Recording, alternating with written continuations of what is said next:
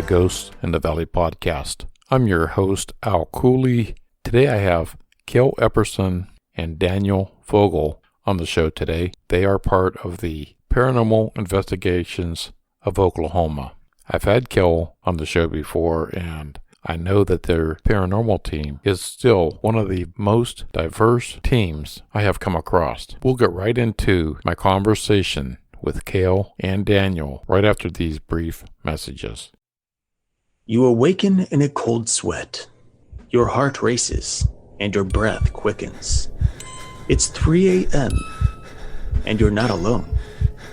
Something lurks in the corner of the room, and it's darker than the night. You're deep in the woods, enjoying a family camping trip. Marshmallows roast and laughs are shared until something screams from behind the ridge. It's neither human nor animal, but something in between.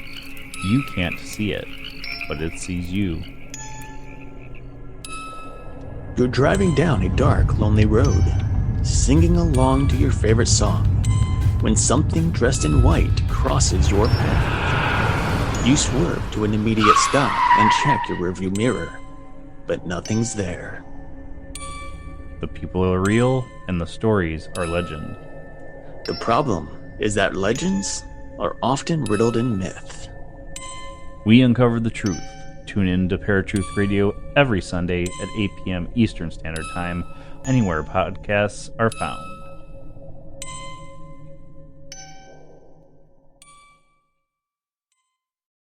Well, today I'm excited to have Kale Epperson and Daniel Fogel from the Paranormal Investigations of Oklahoma on the show tonight. How you doing, guys? Oh, doing great. Doing good. Well, Kale, it's been, I was looking back, and it was May of last year, 2020, that you were on the show, that I actually did a 3-part series. And welcome back. Appreciate it. Glad to be back.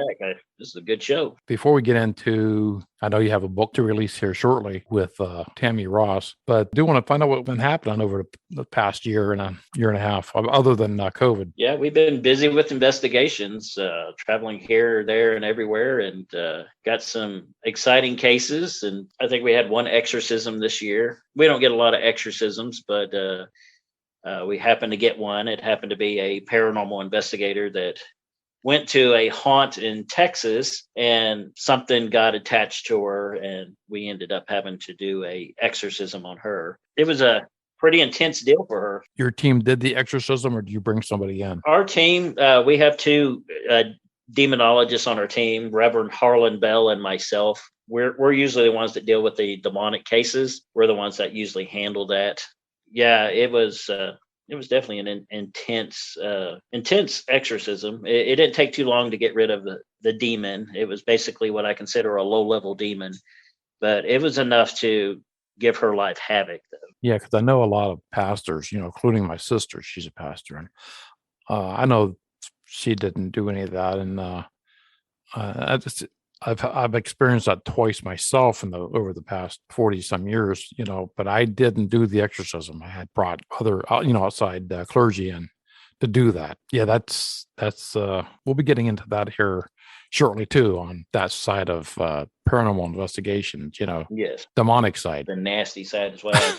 Right. Yeah. I know before, when you were on the show, I had mentioned you were probably the most diversified team then, with the members you had on the team. I knew you had a Buddhist and your preacher and psychic and, atheist, so I know you were so diversified. It kind of blew me away. I didn't mean to discredit some of the other investigators I've had on the show, when I say that, but, I do mean that. I mean, you guys are highly diversified. I mean, are you still that way, or how much has the team changed, if any? It's kind of changed a bit. I would say probably about last year, we had a team split off. We had some team members that it was time for them to move on and start their own team. And some of the members went with them. And I got a lot of new members now that are learning and being trained. They're not being trained in demonology, but learning paranormal investigations and research. So right now, for like ministers, it would be myself and Harlan Bell.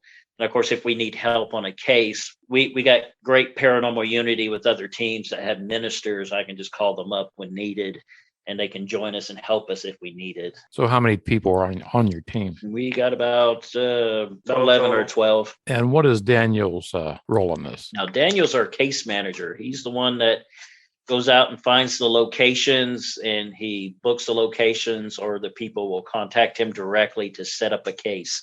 So if it's a residential or business, he's the one that schedules all that and gets us prepared for it. So Daniel, how do you go about doing that? I mean, do you put ads out, or does people come to you, contact you? A lot of times what will happen is people will get with us. They'll get a hold of us, message us through Facebook. So if it comes down to like residential or houses, they'll message us and say, hey, here's some of the claims that are going on. Do you guys care to come out and take a look, see what you guys can find? We're interested in that. The other way I go about doing it is there'll be like notoriously, supposedly haunted places, museums, public places, historical places, stuff like that.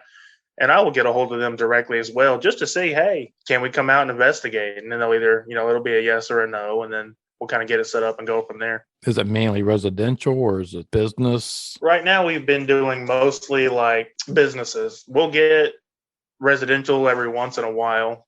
Those have kind of slowed down with, COVID and everything going on. So we haven't had a whole lot of people call us investigate houses and stuff. But yeah, we'll do restaurants, museums, historical buildings, all kinds of things.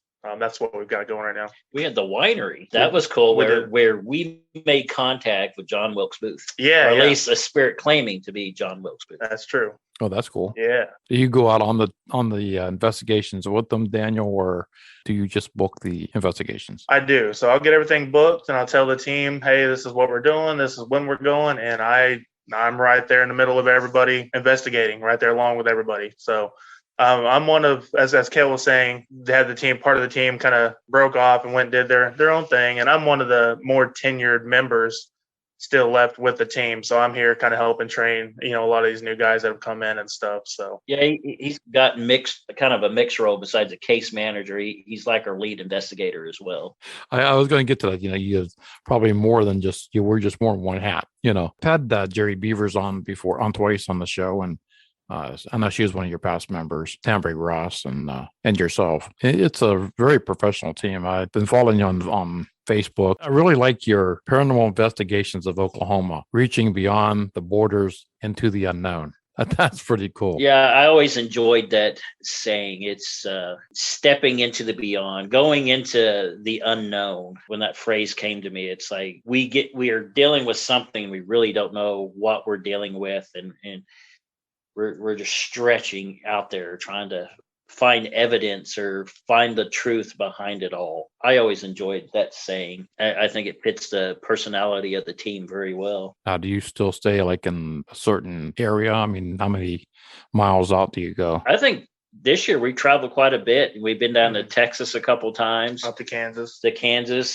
We traveled quite a bit. And of course, trying to find new places in Oklahoma, like Broken Bow. That was 3-4 hour drive for us. That was a good investigation. It was definitely worth the drive. Yep. I want to get into that one. I mean, Broken Bow. That sounds to me like an Indian burial ground. Broken Bow is actually a big Bigfoot area, Sasquatch area. We were excited when we drove down there. We were looking for the Bigfoot signs, the Bigfoot silhouettes, and it didn't take long. The closer you get to Broken Bow, you find the Bigfoot stuff. We got excited knowing that we're in Bigfoot country.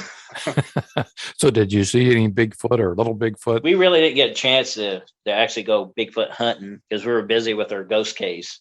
But we did go to, what's it called? Hokietown? Hokietown, yeah. Hokietown. I recommend anyone to go to Hokietown. If people listening, they don't know what Hokietown is. The story of Bigfoot came from a game ranger? Yep. A game ranger down there. He wrote several books about his Bigfoot experiences down there. And of course, a lot of Native Americans in the area speak of Bigfoot being in that area. And the little town, it's small, but there's Bigfoot stuff everywhere. Statues, you can buy merchandise about Bigfoot. We really had a blast. We investigated Saturday into Saturday night and got a little sleep. And before we traveled back, we definitely had to make a stop at Hokie Town. So if you're a Bigfoot person, I recommend going to Broken Bow, Oklahoma. Okay, Broken Bow, is that an asylum? So it's referred to as Broken Bow Asylum. They refer to it as that. They've set it up as like a Halloween attraction now. So that's just the name that they gave for it. But basically what it was at one point in time, it was like a nursing home is what it was the primary use for it. They did at one point in time have one specific area, one specific room where they did incarcerate, I believe, up to 10 people at a time in this room. And it wasn't necessarily because they were insane or crazy. They locked them up for all sorts of reasons: depression, cheating on your spouse, all kinds of things. If you were just sick, they would lock you up in there. So they refer to it as an asylum based off of that too. But then it transitioned into that nursing home, which it was for many years. And then there's another wing that was used as like almost like a halfway house for teens that got kicked out of school and stuff like that. There's like a whole wing of the building that they use that for. Whenever you mention asylum, I'm thinking of somebody passed away there. Right. Multiple deaths. Now, one of the, what I call stories or claims, we were told that it used to be a trauma center, and they had nurses there, and the nurses and doctors got scared from the hauntings there, that they literally like up and left everything there.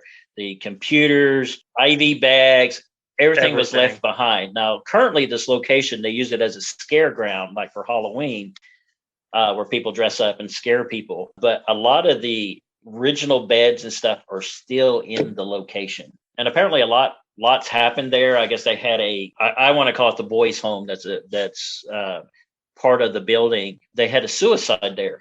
No, we weren't told the name of the juvenile that committed suicide. All of it was due to privacy. The owner wouldn't let us know, which was fine. We were able to find out the name, but of course, naturally, we're not going to repeat the name due to privacy reasons. But we actually made contact with him. The investigation started off like crazy right off the bat.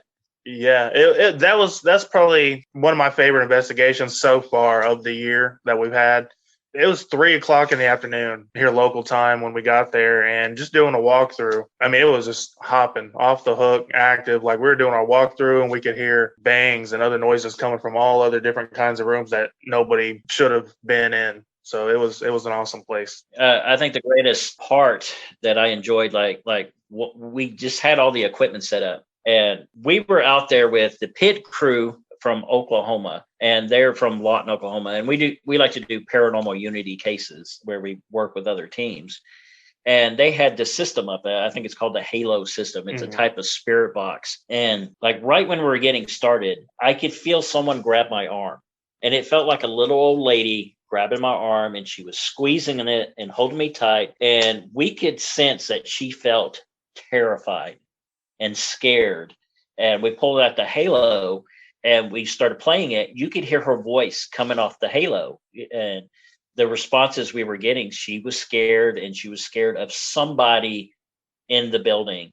And we got this recorded live off our live feed where she's pulling me forwards and backwards, and she was just absolutely terrified. But the responses out of there, we got a lot of crazy responses. I think it got weird towards the end. We ran into a spirit, what I like to consider a damn soul. And most people don't realize what a damn soul is. A damn soul is a spirit of a human who was so evil in life, he can't cross over to the other side. He's basically bound to go to hell. And of course, with damn souls, they have the same abilities as demonic beings. They could scratch you, push you, and damn souls have what I consider connections with demonic forces. So they're basically kind of doing their bidding for demons. And this particular damn soul, it started harassing Daniel during the investigation. And at first, we thought it was kind of like fun and games. It was just kind of picking on him, making fun of him a little bit. And, we were kind of getting a chuckle out of it. But towards the end, it got personal. It started bringing up personal information out of Daniel's life that no one knew about. Yeah. And he walked out. he walked out because it got so personal. And this thing was the voices coming over the spirit box. It was just flat out evil. And like I said, it's not a demon. There's no demons there, but we were kind of warned coming in that there is a very angry spirit there, and he's very hateful to the people that come in there. And we discovered real quickly what we were dealing with was a damned soul. It was just somebody that was so evil in life. And I ran into damned souls at asylums before. Mm-hmm. The last one I ever ran into was at Griffin Memorial Hospital in Norman, Oklahoma. And that particular damned soul was a serial rapist and a murderer. And during that investigation, someone got attacked. And we even got like a creepy, like perverted EVP out of it, because he attacked her and he just said something rude, crude, and socially unacceptable. It was crazy. Damn souls are very rare to run into, but every now and then you might run into one. And it follows us to the hotel. Yeah. So it was so crazy. It caught me off guard. That's the first ever investigation I've ever just completely walked out of like that. And as Kale was saying, once we actually got back to the hotel, like we didn't have the TV on. We didn't have anything on. We were kind of sitting there. He's over here, doing his thing, and I'm doing my thing. And all of a sudden, the alarm on the clock radio in the hotel, it kicks on. And I kind of look at him and I'm like, what? Like the alarm was not set upon going to check the clock radio in the hotel. The alarm wasn't set. Yeah, it wasn't turned on. I cleansed the room. I was just going to say that. Do you think that the spirit can follow you there? Absolutely. Yeah. I normally don't have to worry about ghosts too much following you back, but if you're dealing with anything demonic or like a damn soul, they can follow you home. It's very rare for ghosts to follow you home. Anything demonic, anything evil, a damn soul is a good example. They can follow you, and it followed us back to the hotel. And I think the pit crew even told us that their psychic medium ended up getting a weird phone call with a weird voice message. And all the voice message said was the word "please." That was it. And according to the owner of Pit Crew, she called them and left them this whole long, voice message saying, "Hey, this is what's going on in their hotel room. Just giving you a heads up, be on your toes because we may get some activity as well." Well, he got that voice message, but it didn't even show up as like a missed call. He just got the notification for the voicemail, and all the voicemail said was "please." That had to scare the hell out of you. I mean, you know what I'm saying? I mean, I never called them damn souls when I was investigating. I had like bad spirits, good spirits. And I like that terminology for that, damn soul, because, it does separate, that spirit that's not demonic, because you'll know demonic when you know that, so. And people get, I try to explain to people, there are angry spirits, angry ghosts. Well, a damn soul is someone that is done so much evil in their life they can't be forgiven. That basically means they can't go to heaven or into the afterlife.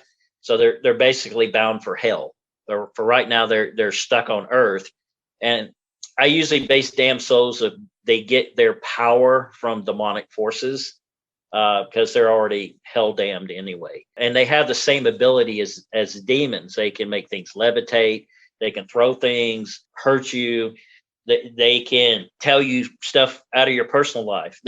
They're not coming up with it themselves. They're getting it from a demonic entity. And again, it's just a very, very evil person. Now, just regular ghosts that are mad and angry, that's a totally different thing. You can reason with them. Damn souls, you really can't. Can't kill a damn soul. I mean, how does that happen? Well, I view a damn soul, they're already bound to go to hell anyway. So their punishment is basically already sealed. I don't know if you ever heard of stories of people being possessed by Judas Iscariot. There's very rare cases of demonic cases where like Judas Iscariot will possess somebody. I've never been on that type of case. I've just done research on it. But Judas Iscariot would be basically considered a damn soul, Lilith. Sometimes she's considered a demon. Sometimes she's considered a damn soul. I think it's all based on perspective. Mm-hmm.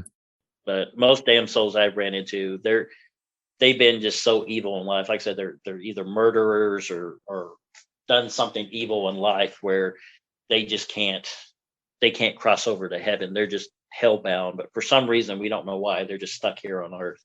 You said you used a halo. I mean, what other types of equipment did you use? Let's see. We used SB7 Spirit Box or Obulus 3. I like using the old school equipment. So like the Obulus 3, it's pretty old now, but Right. it gets great results. Basic K2 meters, ghost meters.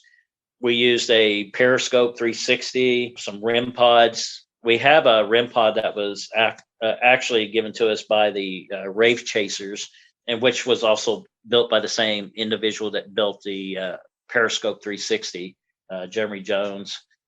He's actually the owner of the Jefferson Hotel, and that is a crazy haunt too. I recommend people visiting his hotel and checking out that haunt.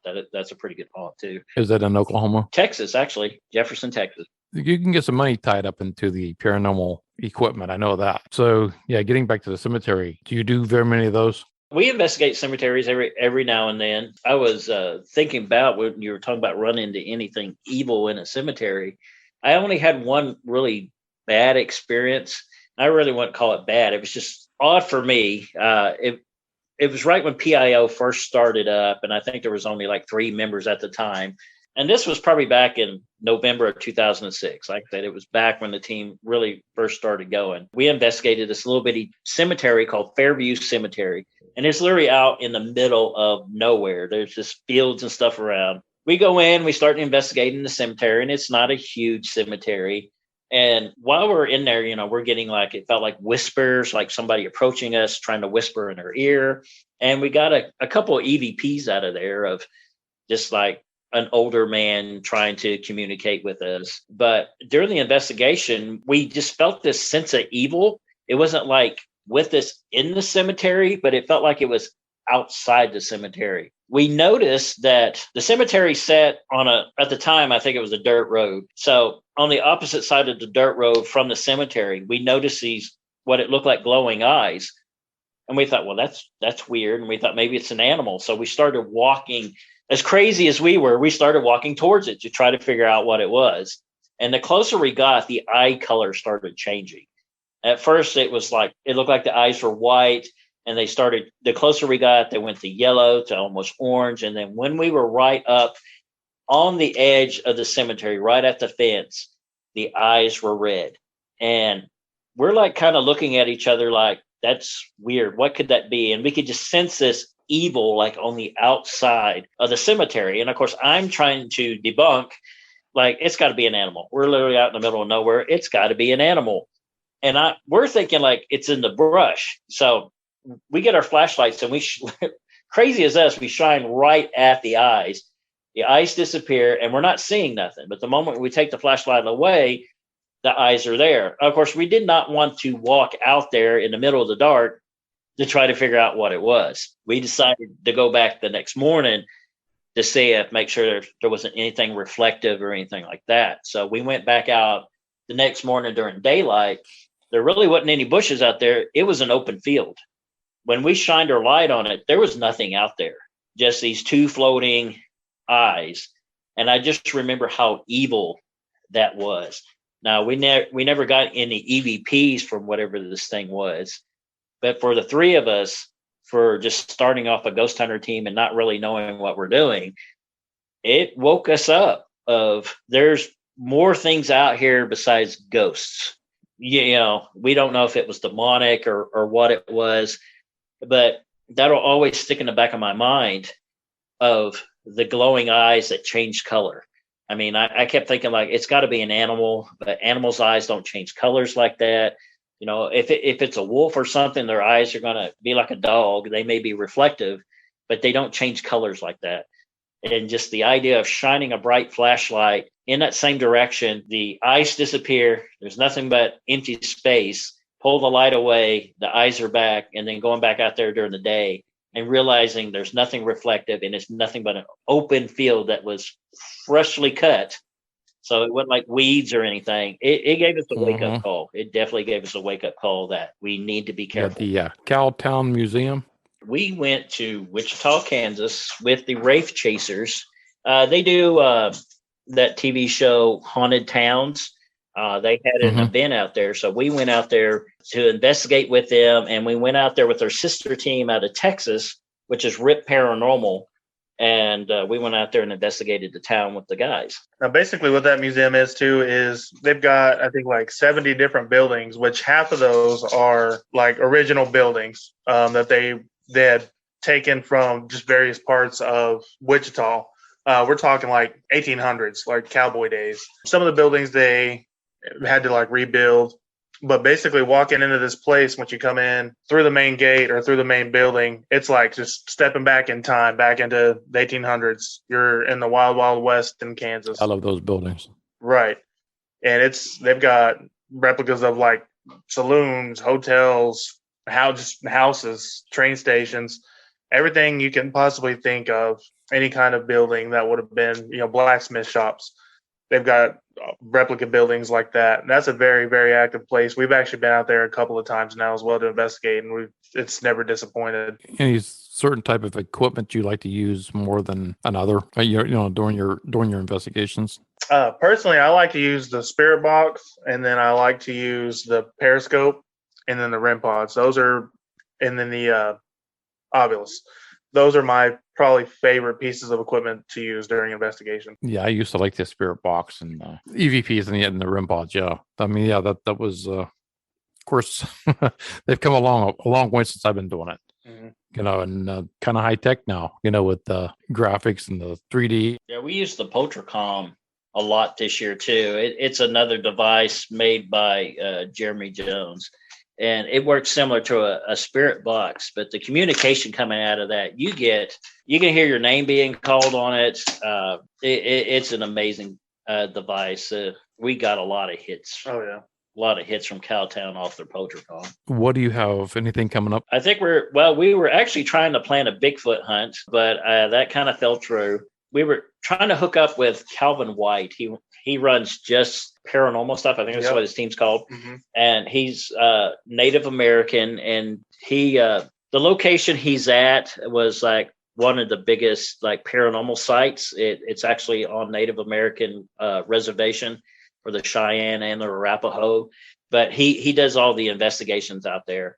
But besides ghost hunting, he does Bigfoot stuff too. And we were trying to do a Bigfoot hunt. We've never done that before. We're trying to like step out of the box just a little bit besides ghosts to see what the Bigfoot stuff is. And I think a lot of paranormal teams are kind of doing that now, just trying to step out of the box a little bit. And unfortunately that fell through. We couldn't get approval through the tribe to go out there. And the ghost hunting out there is kind of fizzled down too. A lot of the old buildings that were out there that we used to investigate, they're all tore down. The tribe's trying to expand more for the people, and they're trying to build schools and stuff like that. So a lot of the old stuff from the past is unfortunately disappearing. The western part of the United States polluted with Native American haunts and burial grounds and activity. Yes, if we can get that squeezed in. Now, November, December, our team kind of winds down a little bit, and a lot is because of some of us do retail work, and of course it's the holidays, and we'll take an emergency case during November and December, but we usually wind down because most of us are working a lot, and I don't want to interfere with my team members' family lives. So the holidays you want to spend with. So what's in the future? So in the future, in 2022, we'll probably try to pick up, depending on the weather here, snow, ice, whatnot. We'll probably try to pick back up maybe late January or into February, just depending on the weather. But we are actually going to be going back to Cowtown, I believe, in February or March. We will most likely be booking Broken Bow Asylum. We're going to hit that one more time. We are going to kind of be stepping out of state, probably maybe quite a bit in 2022. We've got some stuff on the books that I'm going to try to get us into. There's a jail in Missouri, the 1859 jail, that's been on my radar for a long time. I'd really like to get us into. Possibly this would be a big one for me because it's on my radar, but it's a big one for me.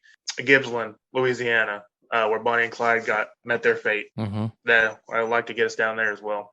And I had someone contact me actually through TikTok. It's a team out of Nevada. She's wanting to investigate with us. So we're slowly starting to step out of the box a little bit. Yeah. Yeah, I was going to say last time I had you on the show, I don't think you mentioned too much about Bigfoot. So, yeah, that's something new for you. Yeah, and for me, I'm always interested in the paranormal. I don't care if it's Bigfoot, aliens, the Loch Ness monster, or whatever. I'm very open minded, and I just want to kind of share experiences with people. We mainly do ghost stuff, but like the Bigfoot stuff is, we don't really know much about it. I've done research on Bigfoot.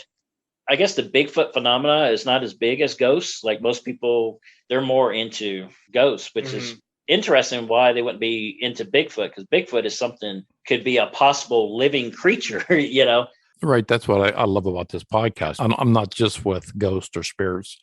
I can go outside the box of UFOs or Fae, or mine is anything paranormal. And I'm going to ask you the same question was asked me a couple of years ago: is, do you think Bigfoot and aliens are connected? It's a possibility. I mean, you really don't know. I've been hit with. There's been a ton of sightings of UFOs lately. It's picking up a lot. And where these sightings are over lakes, that there are spottings of Bigfoot. So I didn't know how to answer that when the guest asked me that. And when you're thinking about it, like paranormal is it's something you just can't explain. Yeah, we recently we found out from the Rave Chasers. They've been kind of promoting how they're kind of stepping out of the box too. They're actually, I'm not trying to promote what they're doing, but I know they investigated with somebody with aliens and see if there's a tie with ghosts with aliens. So I think a lot of paranormal teams are kind of stepping out of the box a little bit. Again, with aliens, it's unexplainable. Bigfoot's unexplainable. Ghosts, demons, all that, it's unexplainable. But you never know. Is there a tie? Is there a tie to all of this? Is aliens nothing more than demonic beings? Is Bigfoot, is he a spiritual creature, or is he actually alive? I mean, we really don't know. I mean, and you won't know until you investigate and explore and try to discover. Of course, there's a lot of people that don't believe in ghosts and Bigfoot and stuff, and hey, that's fine. There's nothing wrong with that. And look how vast our universe is. We're just a speck. You're stepping outside the box. That's cool. Into maybe something that's going to educate yourself. On Bigfoot.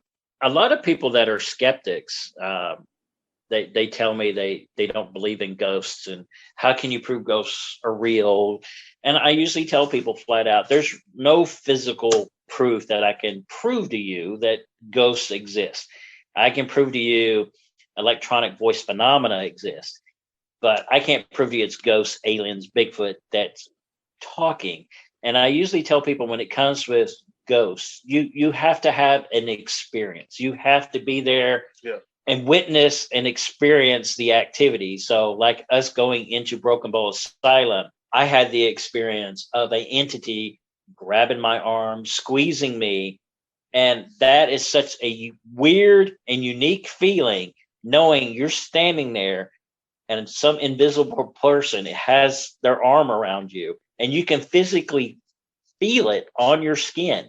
Most people, it's like they have to get that experience, walking in a location and hearing a disembodied voice, knowing that you're the only ones there. Where'd the voice come from? Yeah, unless you experience it yourself, you'll probably be a non-believer. So each their own. I've been at paranormal conferences before. Well, people will try to call you out on how not real ghosts are.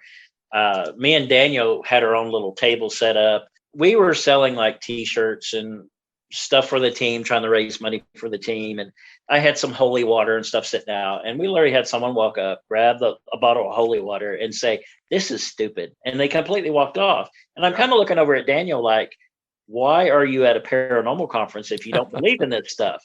And it's no telling. I just found it kind of odd.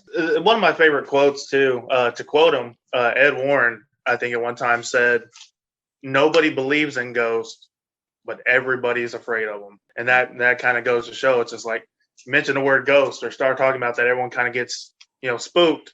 That's not real. That stuff's not real. Well, guys, I appreciate you guys being on the show. I look forward to talking to you again. Oh, yeah, appreciate it. Thank you for having me on. It was an honor.